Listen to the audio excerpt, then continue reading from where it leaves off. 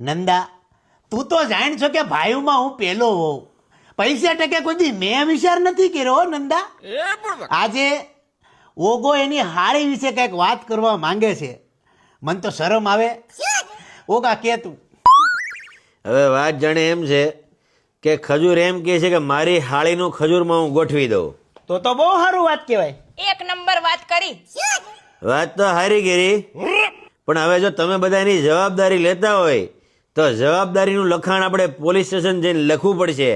તમારા બધાના સહી સિક્કા થાય અને ભવિષ્યમાં મારી હાળીને કાંઈ પણ છું તો જેટલી કલમ હશે એ બધી કલમ તમારી પર ઠોકવામાં આવશે. તમને વાંધો ન હોય તો આપણે આગળ વધી.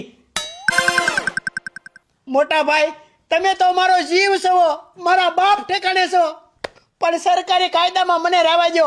ગુજરાત પોલીસ દોડાવીને મારે, મને રહેવા દો. ઓગા ભાઈ, હું જવાબદારી નહીં લઉં. લઈ ગયો નહીં, શું વાંધો છે? અરે એક નાનકડું લખાણ જ કરવાનું છે વાલા. ના ભાઈ, પગે લાગુ. એક કામ કરો, અમારા રૂમમાં તમે હું જાઓ, હાલે આપણે 12 વ્યાજ આવી, પણ હું જવાબદારી નહીં લઈ શકું. નંદા, યો બસ આ તારી વેલ્યુ. આ ગુજરાત પોલીસનું નામ સાંભળતા બધા દોડવા કેમ પડે છે? નંદા,